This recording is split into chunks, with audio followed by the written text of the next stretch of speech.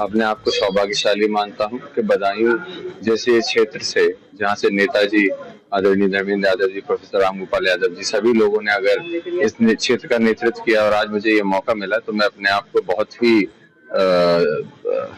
शुभ मानता हूँ और ये मानता हूँ कि निश्चित ही एक बहुत बड़ी जिम्मेदारी मिली है, इसको पूरी तरीके से निभाने का हम काम करेंगे। सब बदायूं के लिए बहुत बड़ी जिम्मेदारी है, उसको पूरा करेंगे और सभी यहाँ की जनता को एक साथ लेकर चलेंगे।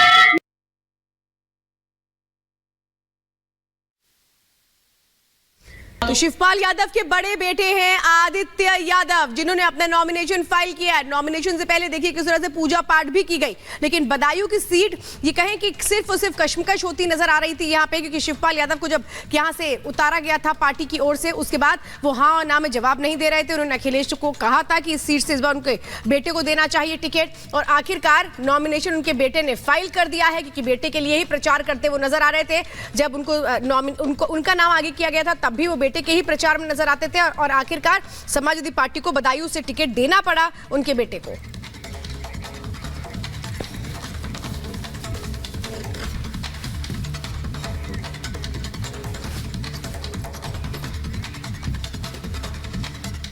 कांग्रेस नेता राहुल गांधी की सियासी समझ और चुनावी रणनीति पर एक बार फिर सवाल खड़े हो गए हैं। कांग्रेस के पूर्व दिग्गज नेता गुलाम नबी आजाद ने आरोप लगाया है कि राहुल देश के मूल मुद्दों से भटक गए हैं और इसीलिए जनता लगातार पार्टी को नकार रही है।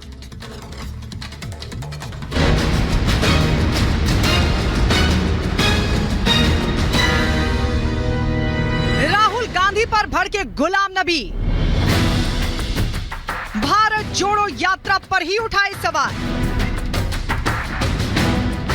भारत नहीं, पहले पाकिस्तान को जोड़े राहुल।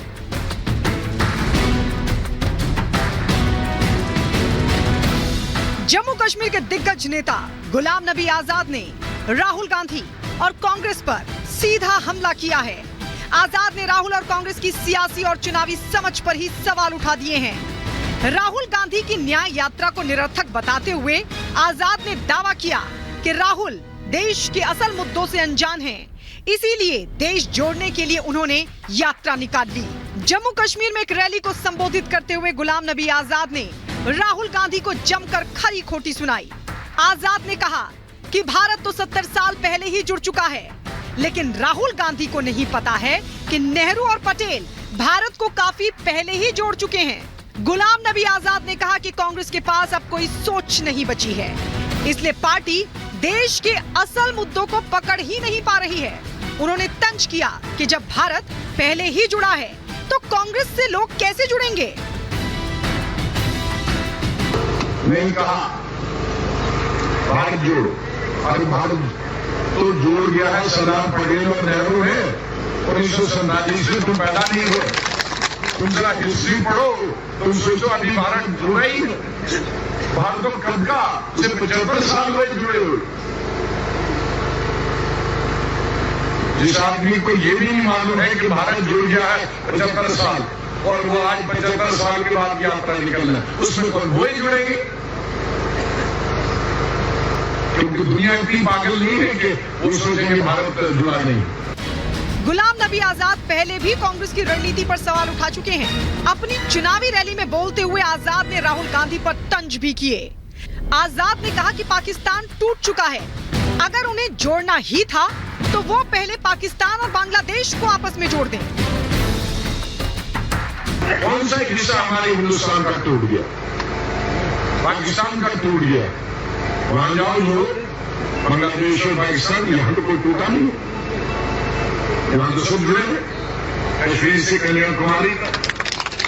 तो जिनको मुद्दा नहीं मालूम कि देश का मुद्दा क्या है, देश का मुद्दा महंगाई है, देश का मुद्दा बेकारी है, देश का मुद्दा बेरोजगारी है। राहुल गांधी पर हुए इस हमले से कांग्रेस तिलमिला गई है। कांग्रेस ने भी आजाद पर जबरदस्त पलटवार किया है। कांग्रेस नेता उदित राज ने कहा कि खुद गुलाम नबी आजाद की सारी सियासत कांग्रेस के भरोसे रही है। जनता से दूर रहने वाले आजाद जैसे नेताओं को जनता खुद जवाब देगी। गुलाम नबी आजाद को भी ये भी नहीं पता है कि या होगा कि जो पार्टी बनाई वो जुड़ी नहीं है, टूट गई है, नाम है। तो उनको चूँकि कांग्रेस लगातार राज्यसभा भेजती रही है, कोई मेहनत और मशक्क़त से जीत के तो आते नहीं थे। आपको बता दें कि गुलाम नबी आजाद ने अपनी उपेक्षा की वजह से कांग्रेस छोड़ दी थी। पार्टी छोड़ते वक्त आजाद ने दावा किया था कि कांग्रेस पूरी तरह से जनता से कट चुकी है और उसका शीर्ष नेतृत्व चाटुकारों से घिरा हुआ है।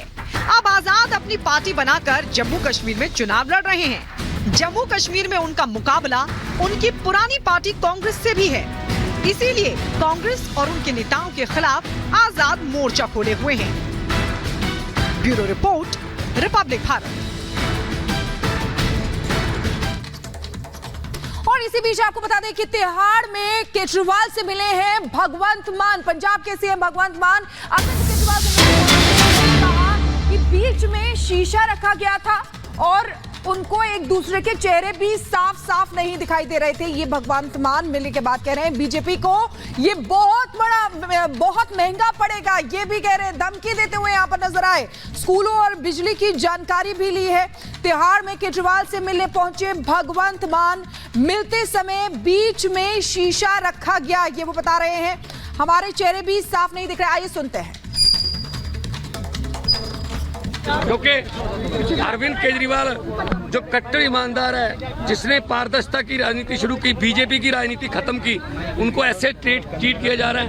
आज मुझे थोड़ा टाइम लगा अपने आप को संभालने में। एक सवाल है, आपकी पार्टी में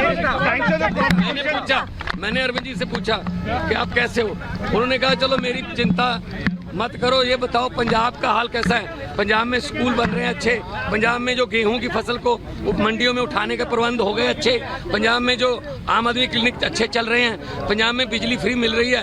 क्योंकि हम लोग तो काम की राजनीति करते हैं, हम नाम की राजनीति नहीं करते। तो मैंने कहा जी बिल्कुल पंजाब भी अच्छा है। असम में जाके आया हूँ, गुजरात जा रहा हूँ, कल दिल्ली में भी प्रचार करूंगा, कुरुक्षेत्र गया हूँ। तो आम आदमी पार्टी जो है एक सोच का नाम है। अरविंद केजरीवाल एक व्यक्ति को तो गिरफ्तार कर लोगे, सोच को कैसे करोगे उसकी गिरफ्तार। तो शीशा रखा गया। मान ये कह रहे हैं हमारे चेहरे भी साफ नहीं दिख रहे थे, ये आरोप लगाए हैं। और इस पर भी एक तरह से आरोप की राजनीति चल रही है। मुलाकात के बाद हमारे सहयोगी जतिन हमारे साथ जुड़ रहे हैं, उनका रुख करेंगे। जतिन, आप हमें सुन पा रहे हैं? जी बिल्कुल, जी बिल्कुल बिल्कुल। जतिन, जिस तरह से ये मुलाकात हुई है, मुलाकात के दौरान भी वही एक कहा जाए कि एक तरह की चीज रिपीट हुई है कि फिर से आरोप लगे मुलाकात के बाद भी। मौका देखकर राजनीति करने का मौका छोड़ा नहीं जा रहा। आज बिल्कुल, हाँ बिल्कुल। देखिए 20 मिनट ये मुलाकात हुई, लेकिन जब भगवंत मान तिहाड़ जेल से बाहर निकलते हैं तो उनके हाथ में जेल मैनुअल था। वो बाकायदा उस जेल मैनुअल का एक तरीके से क्लॉज पढ़ते हैं और वही आरोप लगा देते हैं कि जब सोनिया गांधी जाती थी तिहाड़ जेल चिदम्बरम से मिलने के लिए तो सुप्रिंटेंडेंट के कमरे में मुलाकात कराई जाती थी। लेकिन आज जब दो सीएम यानी कि भगवंत मान खुद पंजाब के सीएम है, अरविंद केजरीवाल दिल्ली के सीएम है, लेकिन दो सीएम की मुलाकात होती है तो एक शीशे की दीवार के पीछे मुलाकात कराई जाती है। शीशा भी साफ नहीं था, वो चेहरा अरविंद केजरीवाल का अच्छे से देख नहीं पाए। शीशे के दौरान जब दोनों बात कर रहे थे तो फोन के जरिए बात कर रहे थे। तो इस तरीके का व्यवहार क्यों किया जा रहा है जेल प्रशासन से, इस तरीके के आरोप लगाते हुए भी नजर आए। लेकिन भगवंत मान का साफ तौर पर कहना है कि अरविंद केजरीवाल की सेहत ठीक है। वो जो भी भगवंत मान से बात कर रहे थे तो इंडिया अलायंस किस तरीके से प्रचार करेगा उसको लेकर बात कर रहे थे।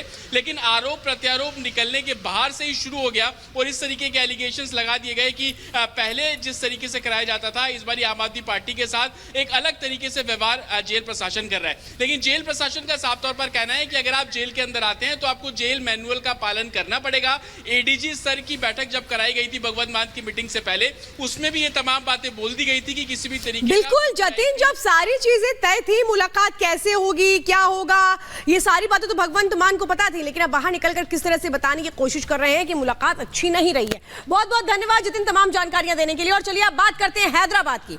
हैदराबाद में एआईएमआईएम नेता अकबरुद्दीन ने बीजेपी उम्मीदवार भारतीय जनता पर बड़ा हमला बोला है। वो ये कह रहे हैं कि ये तो अभी बच्ची हैं, जो करना है कर ले। तो अब देखिए कैसे दिलचस्प लड़ाई होती नजर आ रही है। हैदराबाद में माधवीलता को लेकर के अकबरुद्दीन का बयान सामने आया है, जिसे आना है आए, आप बच्ची हैं, कुछ नहीं कर सकती हैं। इस बार मुकाबला जनता और बीजेपी के बीच है। तो माधवीलता जिस तरह से कैंपेनिंग कर रही हैं, अल्पसंख्यकों के बीच जा रही हैं, ये क्या ओवैसी और अकबरुद्दीन को अच्छा नहीं लग रहा है जो इस तरीके से बयान अब दिए जा रहे हैं? ये कहा जा रहा है कि जिसे आना है आए, आप बच्ची हैं, कुछ नहीं कर सकती हैं। सुनिए क्या कहा।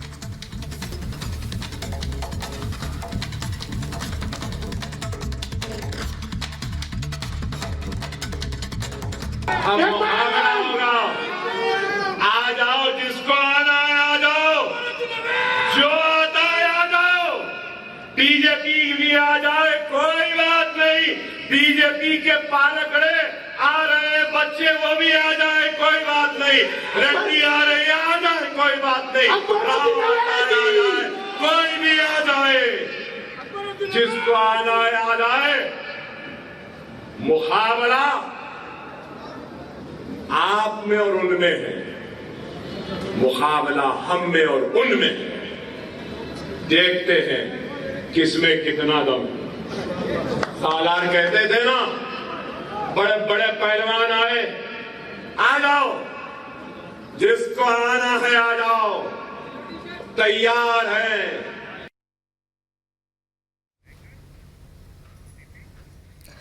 तो 4 दशक से हैदराबाद की राजनीति और सीट पर कब्जा जमाए ओवैसी परिवार के लिए इस बार मुसीबत खड़ी हो गई, क्योंकि बीजेपी ने एआईएमआईएम चीफ असदुद्दीन ओवैसी के खिलाफ माधवीलता को मैदान में उतार दिया है, जो हर मोर्चे पर असदुद्दीन ओवैसी को घेर रही है। स्पेशल रिपोर्ट इससे जुड़ी आपको दिखाते हैं।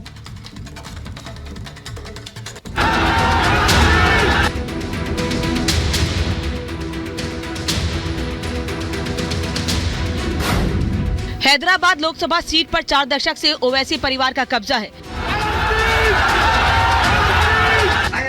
लेकिन अब उस सीट के पाए हिलने लगे हैं। दावा किया जा रहा है कि अपनी सियासी विरासत बचाने के लिए असदुद्दीन ओवैसी घबराए हुए हैं, क्योंकि बीजेपी ने हैदराबाद के फायर ब्रांड लेडी माधवीलता को मैदान में उतार दिया है, जिन्होंने हैदराबाद की गली और मोहल्लों में ऐसा तहलका मचा रखा है कि एआईएमआईएम चीफ का गला सूख रहा है। हैदराबाद से बीजेपी उम्मीदवार माधवीलता एआईएमआईएम अध्यक्ष असदुद्दीन ओवैसी को हर मोर्चे पर घेरती दिखाई दे रही हैं। उन्होंने आरोप लगाया कि ओवैसी ने हैदराबाद के पसमानदा मुसलमानों को गुमराह कर बेशुमार संपत्ति बनाई है। असदुद्दीन जी पहले किराए घर में थे। असदुद्दीन जी कहाँ पे थे? पहले किराए घर में थे। किराए घर से जो निकले असदुद्दीन जी, पसमानदा मुसलमान के मसीहा बनने का वादा करते हुए वो कहाँ चल पड़े? 7 एकड़ का इतना बड़ा मंजिल का ओनर हो गए, अंबानी जी हो गए मुसलमानों का, और पसमानदा रह गया। गरीब मुसलमान गरीब रह गया। ऑटो चलाने वाला ऑटो चलाते रह गया, या कभी कभी ऑटो भी बेच लिया। रिक्शा चलाने वाला रिक्शा चला रहा है। लेकिन असदुद्दीन जी क्या हुए? एक किराए के घर से आकर 7 एकड़ का मंजिल का ओनर हो गया, जमींदार हो गया। आज माधवीलता ने दावा किया है कि उन्होंने हैदराबाद में धर्म जाति से ऊपर उठकर लोगों की मदद की। यही वजह है कि उन्हें वहां लोगों का जमकर समर्थन मिल रहा है।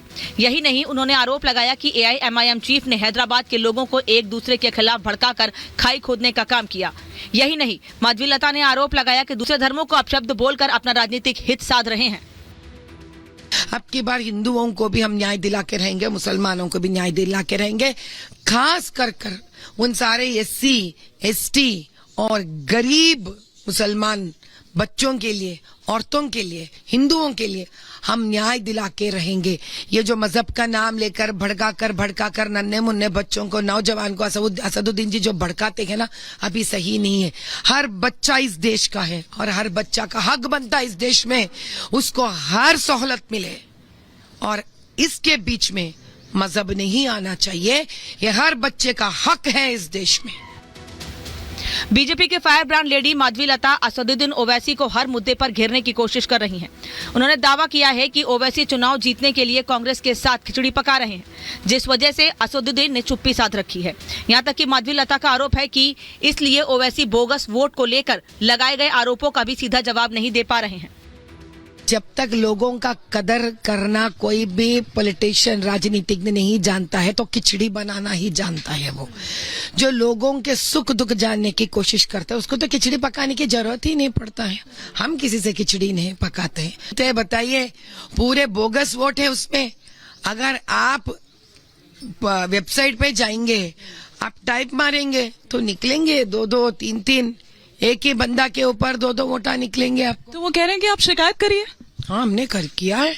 उन्होंने कौन होते बताने वाले? अरे बता भी देते हैं तो हम चुप बैठे नहीं है। आपकी बार हर पार्टी आती है और चुनाव से पहले इस तरह की बात करते हैं, मगर रियलिटी तो कुछ और ही है। और इस तरह की बात करने से आप हैदराबाद की इलेक्टोरेट को, जिसमें बैकवर्ड क्लास के हमारे भाई हैं, दलित भाई हैं, अल्पसंख्यक समाज, मुसलमान हैं, क्रिश्चियन हैं, उनकी आप तौहीन कर रहे हैं।